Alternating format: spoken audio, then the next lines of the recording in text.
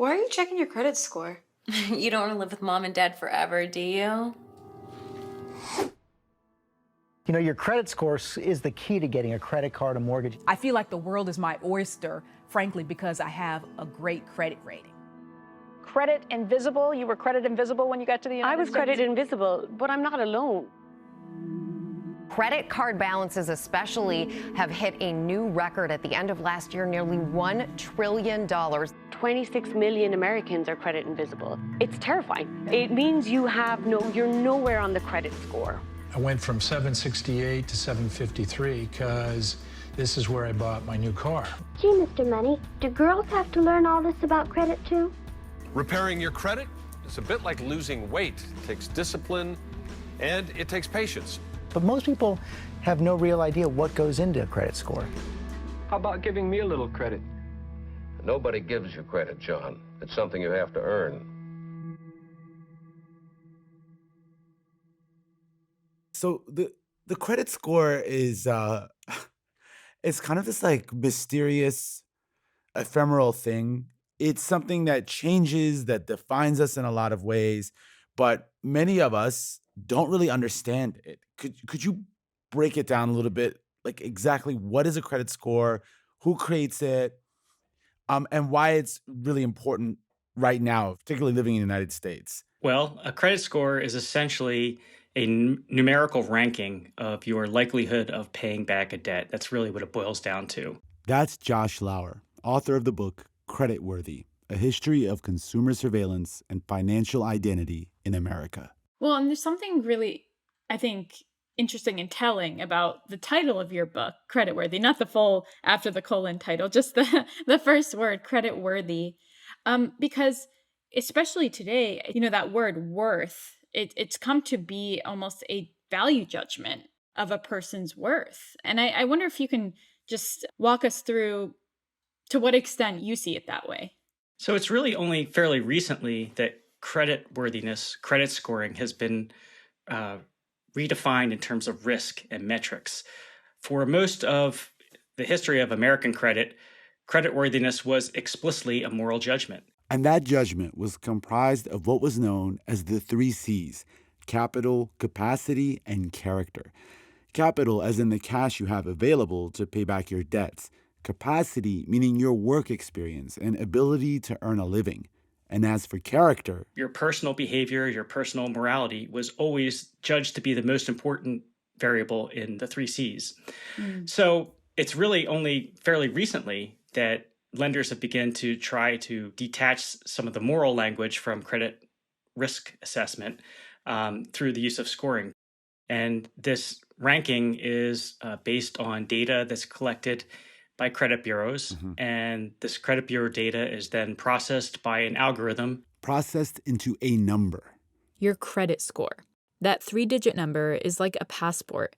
It determines your access to things like mortgages, credit cards, loans. It can mean the keys to a new apartment or a new car. But if your score doesn't measure up, it can mean you're out of luck. But, okay, the question of how your credit score is calculated is one thing. But let's zoom out first. What do these scores represent? And why do we even have them in the first place? Here's what surprised us. Talking to Josh, we learned that initially, credit scores were supposed to make things more fair, to make it possible for people to get credit and invest in themselves and their businesses, even if they didn't have the quote-unquote right credentials. But today, a credit score can shut doors as well as open them. So what happened? In this episode, we're going to answer that question. We'll look back centuries to the roots of the credit system to understand how one small number has come to define our lives and who really benefits from its existence. This is another episode in our new series we're calling Past is Prologue. Ramtin and I sit down with journalists, historians, and big-picture thinkers to give big topics the Throughline treatment, go deep on why things are the way they are, and start imagining the future. I'm Ramtin Arab-Louis. I'm Rund Abdel Fattah. And you're listening to Throughline from NPR, where we go back in time to understand the present. Coming up, how a tool intended to level the playing field has ended up dividing us into haves and have-nots.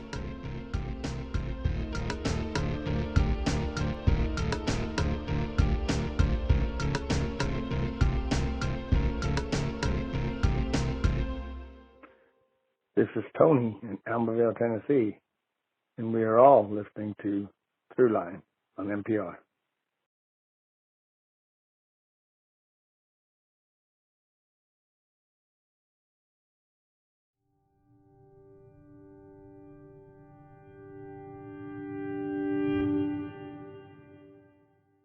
What do you think people misunderstand about the credit score? I think what people don't understand about the credit score is the way that it's produced. It is mysterious to people how the credit score goes up and down. And that's partially by design. So the developers of credit scores don't want to share with the public exactly how their algorithms work. And the reason is that they fear that consumers will try to game the system if they know somehow that if they do X behavior, it will change their credit score. So there are efforts to try to reverse engineer it. But really, the algorithm is obscure on purpose. Which is a little bit ironic, because originally, credit scores were supposed to make things more transparent. Before scoring, credit was based more on feelings than on facts. Before the use of credit scores were common, and this is really only in the 1970s and 1980s, the way that you were approved for credit was that you went to a bank or you went to a department store and you sat down with another human being who took the application and made notes. And part of the assessment among professional credit managers was to look at the person and to make a judgment about their morality, their responsibility through the interaction itself. So you can imagine there are all kinds of opportunities for bias and discrimination. So in many ways, the argument for the use of a credit score is that it's much fairer than having an individual sit down with another human being and have them judge them. And like I said, the judgment was in part their moral disposition, whether or not they could be trusted. That's so subjective and so context-based, right? What you judge someone's kind of moral character to be. So if we just take a step back, credit is a very old thing. The idea of someone lending someone else credit or lending someone else goods based on like whether they're going to pay them back or believe they're going to pay them back. But at least in the United States, when does this idea of judging people in this way, with the 3 C's as you described it, when does that start? The credit economy used to be based on interpersonal relationships. Right. You knew the person you were lending to, or you knew their family, or you knew somebody you could write to ask about them. And again, these are, of course, all subjective interpretations, but it's a basis of trust that is personal. People often did not have cash. They would go to a lender or go to a manufacturer and promise to pay them when their crops came in and they sold them. So credit was completely commonplace in 19th century America. It's not something that's new that has only arrived with credit cards. And borrowing was often either, in a consumer level, it might just be food or domestic items. But at a commercial level, it might be a farmer coming into town trying to get equipment, or a shoemaker trying to get leather in advance from a big commercial center and agreeing to pay later when the goods were sold to farmers in the local area who were waiting on their crops. So these long chains of credit. In the 1830s and 1840s in the United States, you begin to have the expansion of markets, the growth of populations, the changes in transportation, so the goods and people can move around. And you have an increasing interaction of strangers with other strangers who want to do business with each other. But as the country got bigger and more complicated, it was much more likely that you would not know who wanted to borrow something from you. And you gradually begin to have credit reporting organizations that emerge whose sole function is to collect information about the character and capital and collateral of people around the country, centralize this information, and then to provide credit reports, which are narrative documents, they're not scores or numbers, to subscribers who request this information. Wow. And that's fascinating because obviously, the world is changing so fast, as you said, right? And so it's a lot more strangers interacting with strangers, especially in the post-Civil War era. I imagine that, what used to be mainly probably white landowning men who were qualifying for bank loans and things like that was being challenged. And so I guess I wonder, what is this desire to standardize the process responding to in terms of kind of the social forces and the demographics that you mentioned? So you mentioned the Civil War, and that's sort of a turning point for the development of consumer credit reporting. After the Civil War in the 1870s and 1880s, you begin to have organizations devoted just to collecting information about local consumers. So the people that lived in a town or a city, and they would centralize information about whether they were viewed to be creditworthy or not, whether they paid their debts. What kind of information would they be gathering? What kinds of things would they have been writing down? They wanted to know things like your race, your age, whether you were married, what your job was. And then they would also want to know any information, especially negative information that might have been circulating in the community, whether somebody had been arrested, whether they were known to be a drinker, whether they're known to be a gambler, whether they're known to be a philanderer, because these are all things that end up being drains on a person's income. And not to mention showing up for work and other problems which affect income.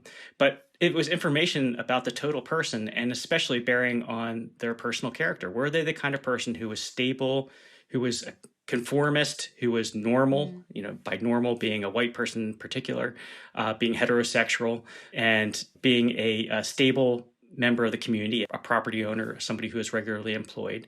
These are sort of the marks of somebody who is creditworthy. And these ideas are embedded directly into the credit reports. The files themselves collect this kind of information, but eventually those pieces of information are converted into credit scores or credit ratings, as they're called in the late 19th century, which are not statistical, but they are a hierarchical set of codes to indicate whether a person is creditworthy or whether somebody should be asked to pay cash or whether they should be refused altogether. So when I'm saying credit reports, I'm talking about credit bureaus, which are local. They're in a town or a city. Some cities have more than one credit bureau, and each of them is collecting information about all the people that are buying in a particular area. And when a department store or some other retailer wants to sell to a new customer and doesn't know them, they call up the credit bureau and ask for a report on this particular person. That credit bureau gives them that information over the telephone, and then they can make a decision whether they want to lend to the new customer or not. So there are reference books that are published by major commercial credit reporting firms in the 19th century that are basically like a telephone book filled up with people's names and their profession, and then a little code next to it that indicates their creditworthiness. And it's usually from C to A plus being the top. So an A plus or an A1 rating is top credit, and a lower ranking indicates, declining creditworthiness. You think about what happens after the Civil War, obviously with Reconstruction, and suddenly there's formerly enslaved people who have the ability to start businesses and try to get money, et cetera. Was there any effort there to try to make the score a way to equalize that or make that more fair? Or does it actually just make it worse or easier to discriminate against people? But there's really no effort. And in fact, the only evidence that Black Americans were included at all in the white credit economy was in some credit rating books that you can find that still exist. Sometimes there's a code next to their name, a letter C for colored, for example, and they're rare. So, it tells you something about how uncommon it was for white people, or at least in the official white credit economy, to lend or to sell to non-white people. So it was completely unfair in terms of how credit was allocated.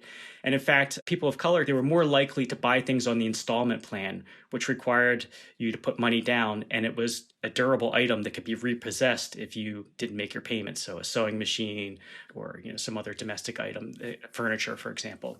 It really was a narrowly conceived idea of what creditworthiness was. And it was primarily in terms of white people.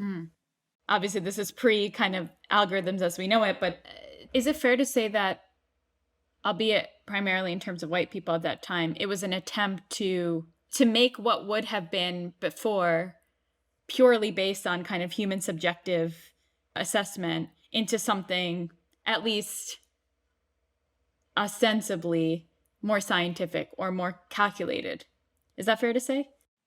Yeah. So, one of the discussion points in terms of the development of credit reporting was that all Americans had an equal chance. So a credit report, if you collect a credit report or credit information about a mechanic and you collect the same information about a banker, it's going to work out the same. That if you were a person of a lower economic status, you should be able to be trustworthy just by virtue of paying on time and having that information reported to credit bureaus. So credit reporting was absolutely promoted in terms of democratization, but it was really only democratization for white Americans. And this, like I said, this continued well into the 20th century. And in fact, it wasn't just white Americans, it was mostly white men. And white women who had accounts at department stores, for example, their information was collected in terms under their husband's name or under a father's name, a male guardian. So women did not have their own credit accounts really in the early part of the 20th century. And again, this is something that happened much later in the 1960s and 1970s and was part of the civil rights movement and also part of the women's movement to make credit more equitable, to gain credit access for women and people of color. Coming up, credit for all, at a cost.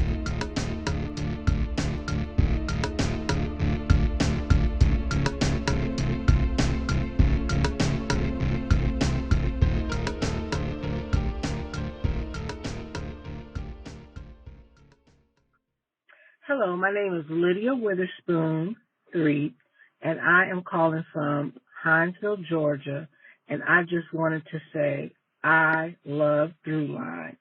Thank you, Throughline.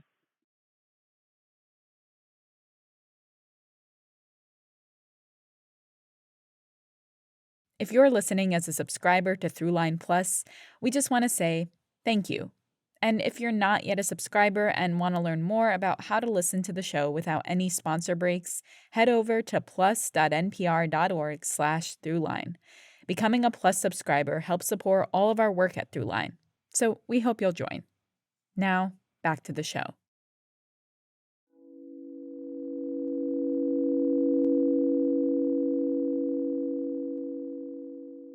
Today, your credit score determines your access to loans, mortgages, apartments, the list goes on.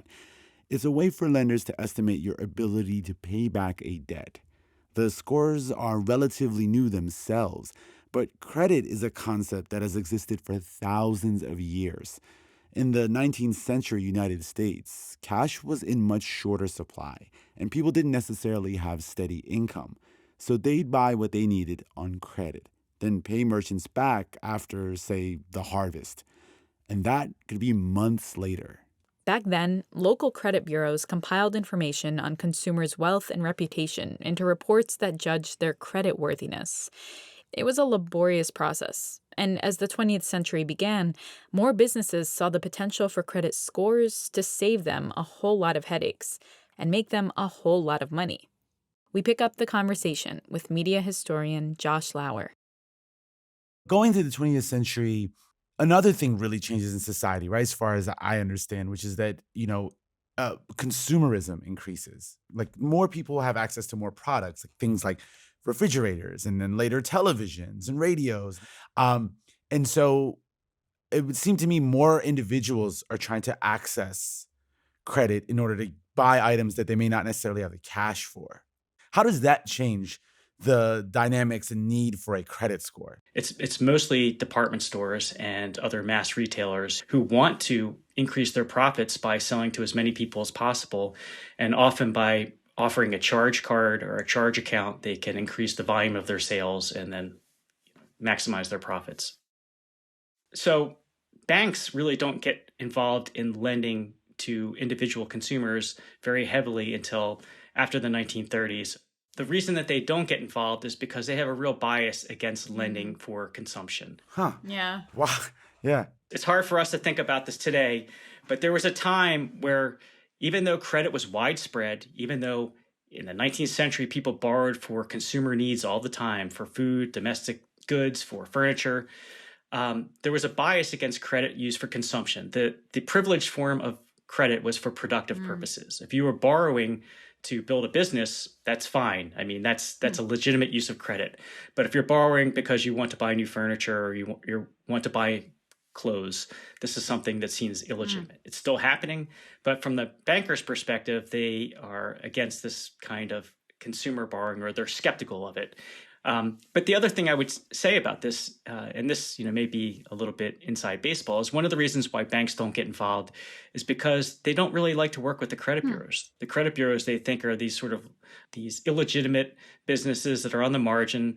Bankers saw themselves as sort of the epigee of the business community. They are the keys to the kingdom, and they imagine themselves as being the most prestigious members of the community in terms of commerce. And they look down on credit bureaus as being sort of beneath them in terms of the hierarchy of the business class in their towns. But soon the bank's position on lending would start to shift. Technology was starting to develop at a rapid pace, and that's what laid the groundwork for what we now know as the credit score. In the late 1930s and 1940s, there's a study of consumer credit scoring that is done by a statistician, and he basically applies some new statistical techniques and says it's entirely possible to develop a statistical model to try to predict creditworthiness, to predict credit risk of the individual. At the time, this is before computers are commercialized and available, the guy says it can be done, but it's so complicated and so time consuming, it's probably not practical. It's expensive to keep all the files. It's expensive to have people working in a credit bureau and answering the phone and doing all this bureaucratic labor. So this is one of these things that we take for granted now because we use computers and information flows much more easily. But it was a serious paperworking endeavor to have a credit bureau and to collect that kind of information. So it's shelved in 1940.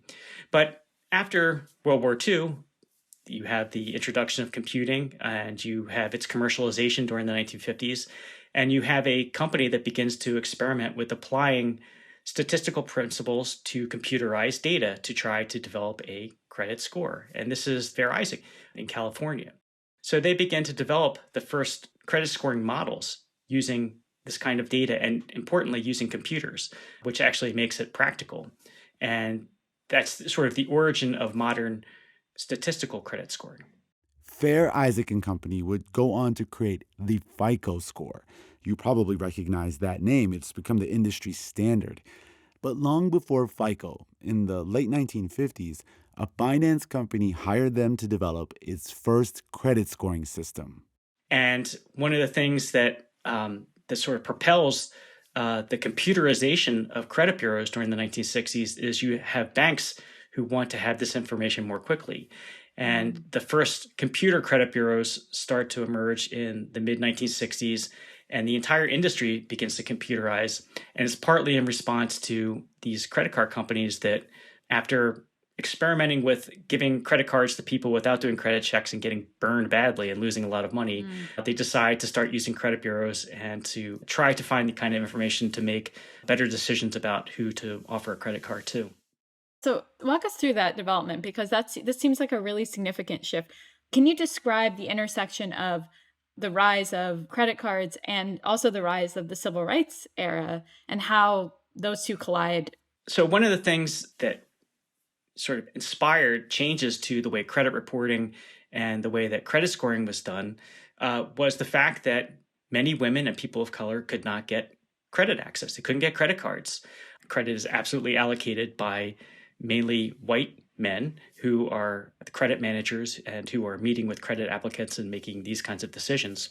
For white middle-class women, they were angry because they could only get a card if it was in a man's name, in their husband's name. And you had women who were into the workforce. They could support themselves. They didn't need a guy to have a credit card, and they wanted to be able to have that kind of access. And the same sort of dynamic played out with people of color. They wanted to be able to have credit access, and they were denied for a whole host of reasons, some of which were just explicit racism in a credit interview with a white credit manager, but also with the development of new credit scoring technologies that had variables that were proxy variables for race that ended up discriminating against them. So the development of credit scoring in the 1960s and 1970s is really seen as a technology that has the potential to democratize credit in ways that are not discriminatory.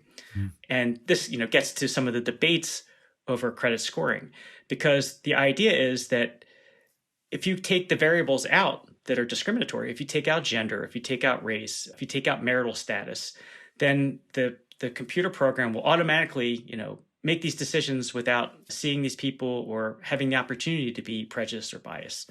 And as it turns out, it's more complicated than that, because as we learned today with algorithms, there are all kinds of ways that variables can become proxies for protected characteristics or protected classes and can discriminate unwittingly in the process. Initially, credit scoring was very closely tied to discrimination because they used variables such as zip code.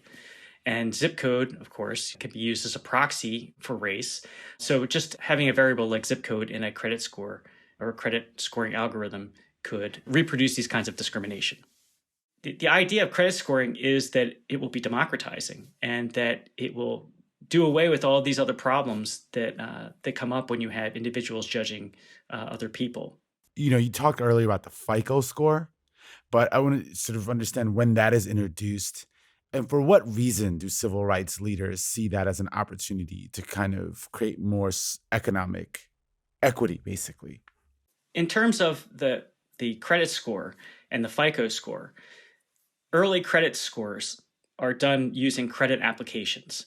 So if you are Macy's and there's another department store, the credit scoring company, if it's Fair Isaac, would come to your store and would look at your customers over a period of time and would develop a model that predicted credit risk for your customers. Each credit score was a custom product for each client, whether it was a bank or some other retailer. If you were Bank of America, you weren't supposed to use Citibank's credit model because you had different populations.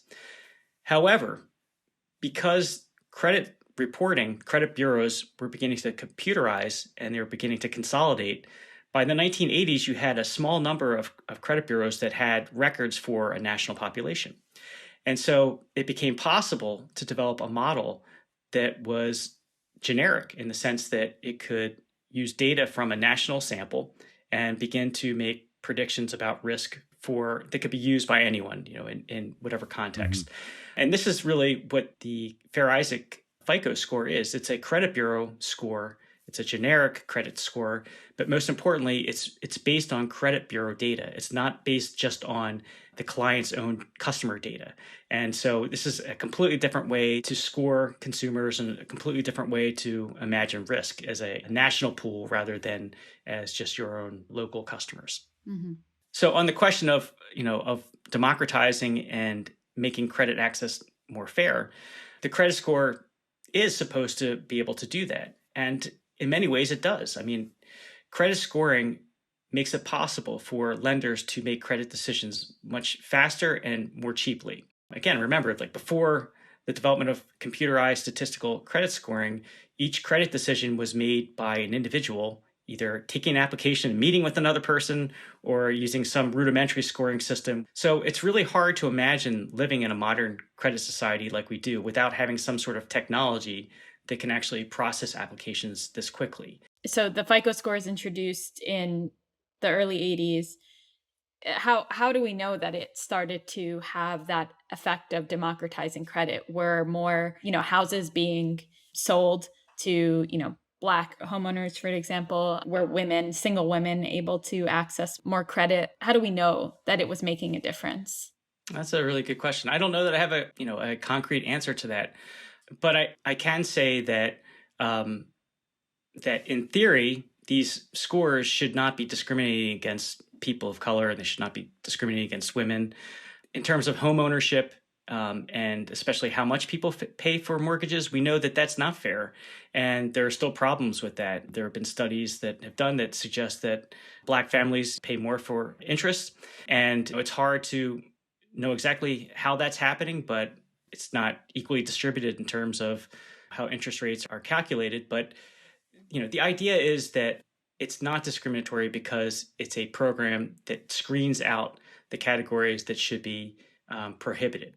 In credit scoring, the case is maybe more clear than other kinds of algorithms because credit scoring is very highly regulated. But I'm certainly not arguing that credit scores are not discriminatory or they don't have problems, but compared to other algorithms, they're actually kind of the gold standard. Coming up, we take a hard look at that gold standard, if it's still doing its job, and if not, what could take its place.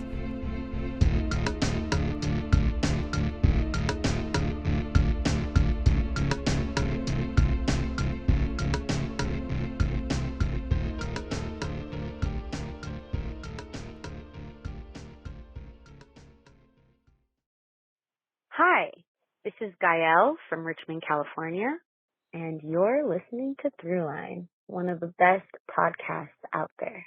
Thank you for everything you do.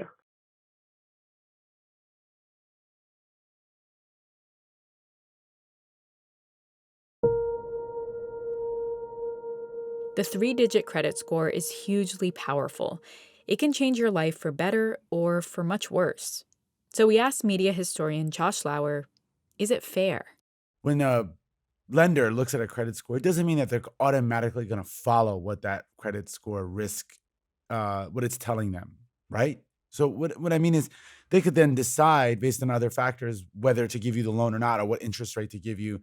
And it seems to me that in that space, there's lots of discrimination that can happen. But this is a tool rather than a mandate, right? Yes. And I think that's especially the case with mortgages. And that's probably why there are problems with mortgages, because the credit score does not dictate the entire decision. So what I'm really trying to get at here is, this idea that in theory, credit scores should reduce some of those extraneous factors that often lead to discrimination in decision making. I'm trying to understand whether it's kind of hard for that to always be the case, given the fact that it's ultimately human beings making the decision to lend someone money or at what interest rate to lend them that money. So the other way that credit scoring can really hurt people is because it's not just a decision whether to lend or not. The credit score allows lenders to not only decide who they're going to lend to, but to price that loan or that service. So this is where you begin to have sort of the tiering of interest rates. And it also opens the door to things like subprime interest rates. So in the past, it was sort of, we'll lend you the money or we won't, or we'll let you take these goods up to a certain credit limit or we won't. But when it comes to the use of the credit score, you can say, well, yeah, we'll let you have a credit line of $1,000, but you're going to pay 18% interest on that. Whereas somebody else could apply for it and they'll say, oh, we'll give you $1,000 credit limit and you can pay 13% interest.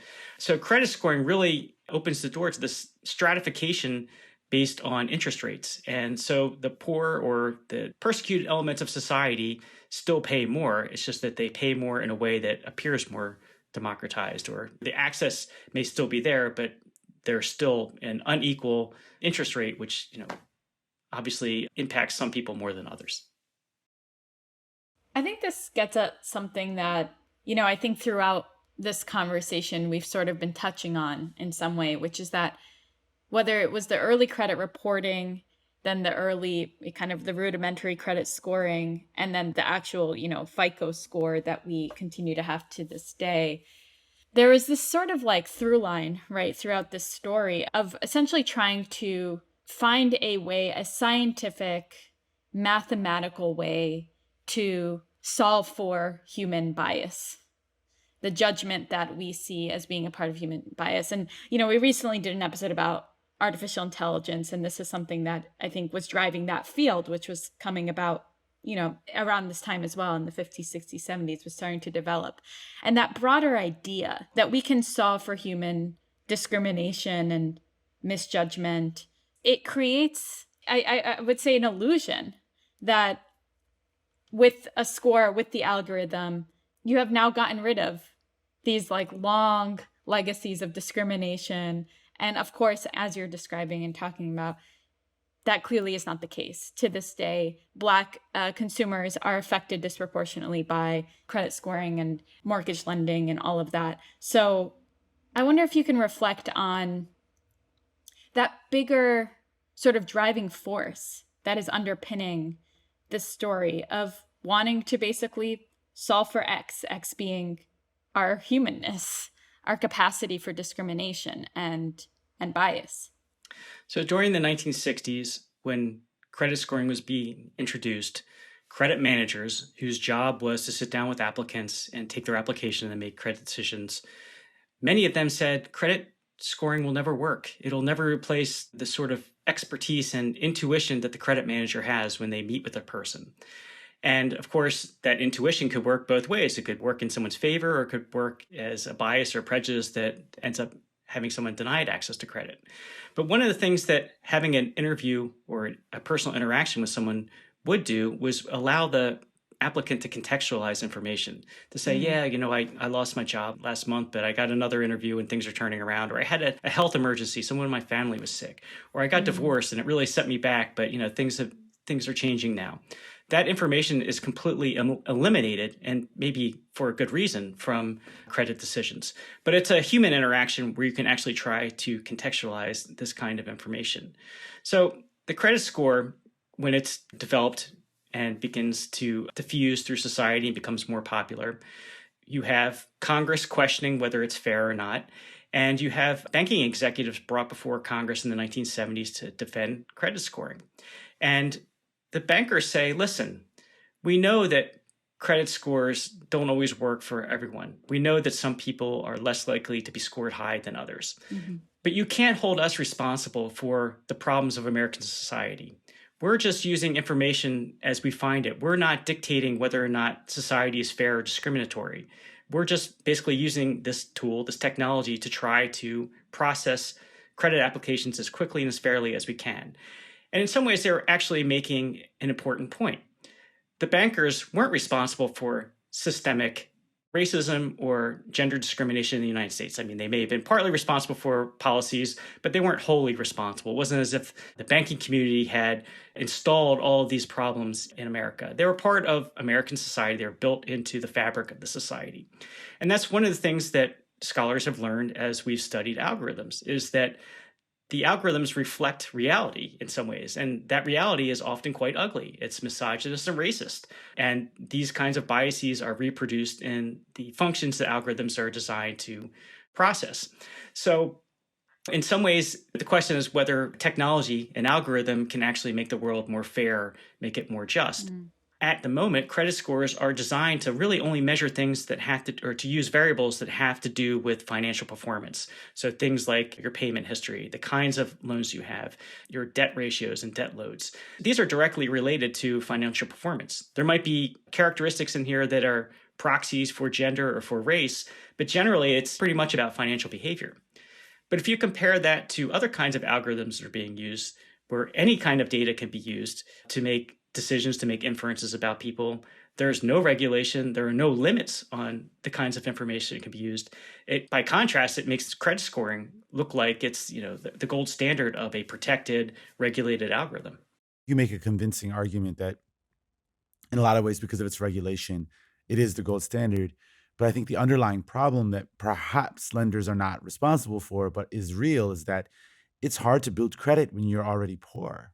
When you start from a place where you don't have much money, there's obviously things are changing and there's more outlets and more businesses emerging to try to give you that. Like I saw this commercial for an app recently where paying your rent can build towards building credit.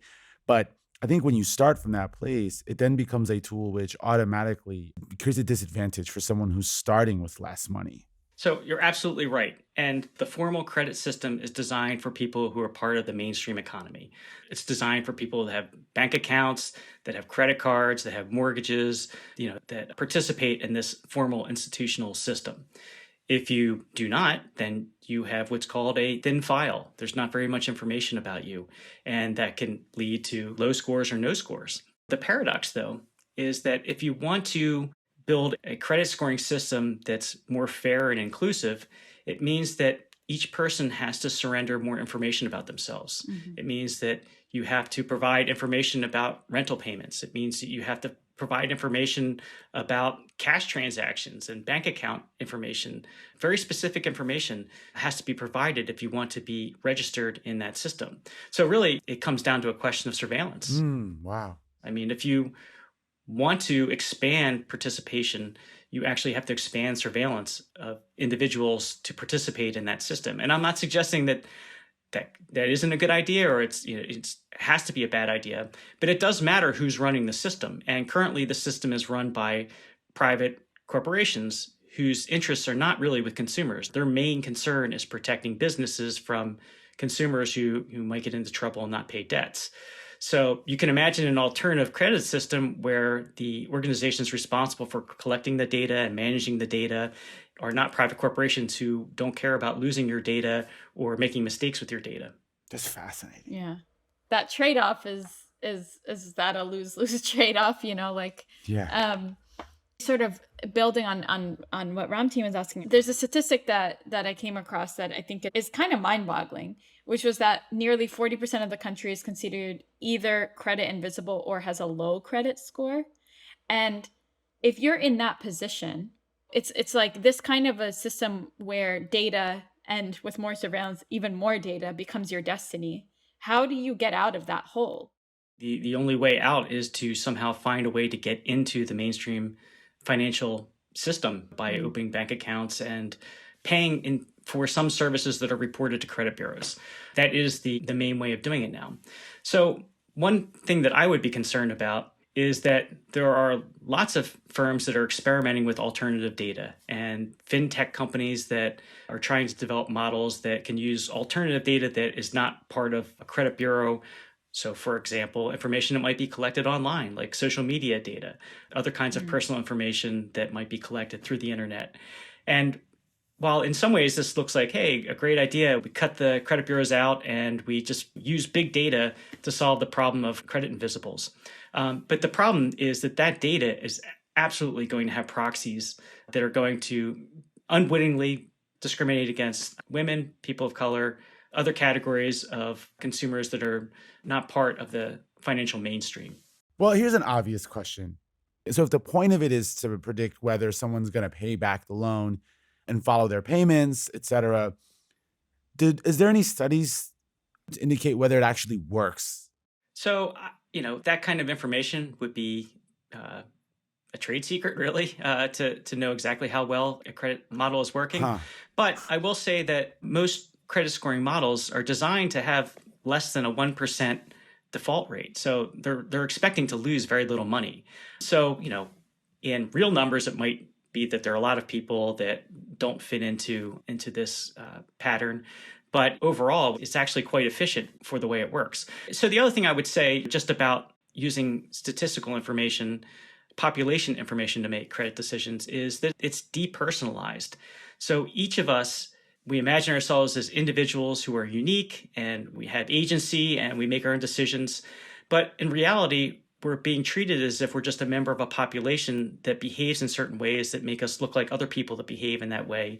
And it essentially treats individuals as an artifact of a statistical population rather than as individuals. And I think that works against this idea of risk assessment as being democratizing because, we're not really being treated as individuals, we're being treated as representations of a statistical group based on data, which we hope is not tainted or bad or discriminatory, but could be. And we have no control over that. This is the way that algorithms make decisions based on past behavior of groups that are believed to be like us. That's how algorithms reproduce discrimination and reproduce inequality. Wow. And that's the argument for even looking at a credit score, even though credit scores might be fairly well regulated and fair in the grand scheme of things. They're using data that reflects past behavior and reproducing predictions about the future based on this past data. Right. And, back to the question of systemic discrimination and systemic problems that the bankers were objecting to being responsible for. We know that on average, whites have higher credit scores than blacks and Hispanics. Why is that? It's not because a personality trait or a racial trait. It's because of a legacy of historical systemic discrimination, and that it's reflected in the credit scores. It doesn't mean that it's not possible for a black person or a Hispanic person to have a high credit score. It just means that on average, people that are put into that group have lower credit scores. It follows with Asian Americans too, because they do better economically and then they have higher credit scores. Exactly. So it's like what you start with really dictates where your score is. And that's where you see generational wealth reflected in credit scores indirectly. But it's the credit scores themselves do not measure generational wealth. That's not what they're trying to do. But of course, it's reflected in the big picture. So then the question is, looking at the future and thinking about how do you get to a more democratized a more democratized system, economic system. When it comes to the credit score, is it about reforming the credit score, or is it about reforming our society more broadly, our economic system more broadly, or is it both? Oh, it's definitely both things. And I would say that, the credit bureaus that collect the data that's used in credit scores are far from perfect. They have errors, as I mentioned. They're not designed to serve the consumer. Historically, they've always been organized to protect lenders.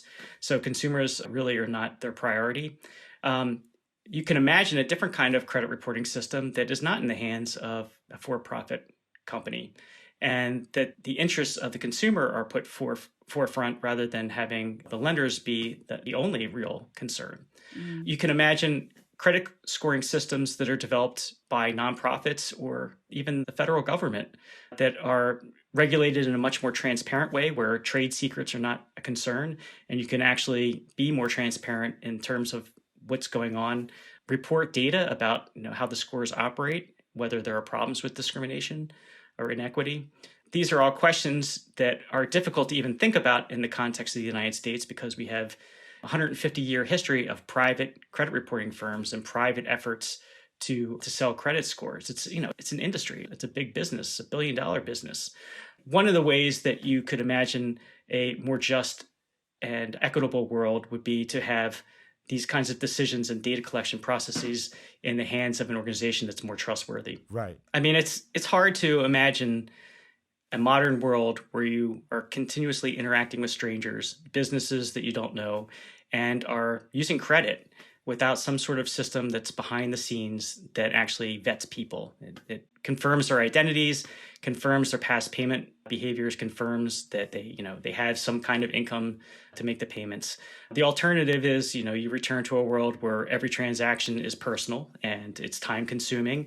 And it also means you have to share information about yourself. I mean, one of the nice things about credit reporting and credit scoring is that it allows us to be anonymous around other people. When you go to a store or go to a restaurant, you don't have to explain your whole life story to somebody when you're making the payment. You just make the payment and leave. But that, of course, also means that you have to share a tremendous amount of information with someone else, and that someone else is the credit reporting infrastructure. And, like I said, that the credit reporting system is imperfect because it's really not designed for us. It's designed for lenders. Josh Lauer is a professor of communications at the University of New Hampshire and author of the book Creditworthy: A History of Consumer Surveillance and Financial Identity in America. That's it for this week's show. I'm Rand Abdel Fattah. I'm Ramteen Arablouei, and you've been listening to Throughline from NPR. This episode was produced by me. And me and Lawrence Wu, Julie Kane, Anya Steinberg, Yolanda Sanguen, Casey Minor, Christina Kim, Devin Katayama, Yordanos Tisfazion. Fact-checking for this episode was done by Kevin Vogel. Also, thanks to Micah Ratner, Johannes Durkee, and Anya Grundman. This episode was mixed by Robert Rodriguez and Maggie Luthar. Music for this episode was composed by Ramteen and his band Drop Electric, which includes Anya Mizani, Naveed Marvi, Sho Fujiwara. And one more thing, we're working on an episode about the ways motherhood is and isn't compensated, and we want to hear from you. What does motherhood cost? Call us and share your thoughts and experiences at 872-588-8805. And as always, if you have an idea or like something you heard on the show, please write us at throughline@npr.org. Thanks for listening.